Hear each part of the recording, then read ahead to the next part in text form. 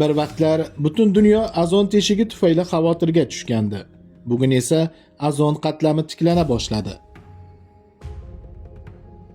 Azon qatlami atmosferaning yuqori qismidagi himoya qobig'i bo'lib, u quyoshdan keladigan zararli ultrabinafsha nurlarni to'sadi.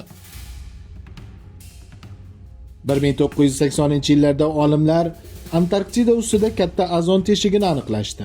Sabab insonlar ishlatgan freon va aerozol gazlari edi. 1987-yilda dunyo davlatlari Montreal protokolini imzoladi. U freon ishlab chiqarishni butunlay taqiqladi.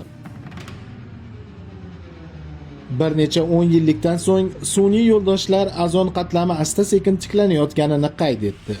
Bu insoniyat tarixidagi noyob ekologik yutuq.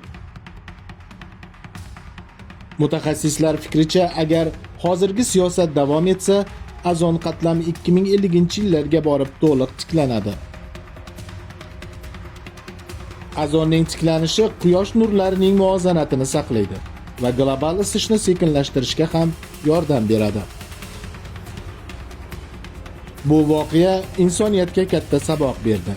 Birgalikdagi harakat orqali tabiatni asrash mumkin.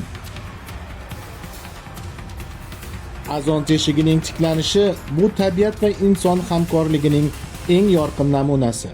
Insoniyat hali ham ijobiy o'zgarishlarga qodir.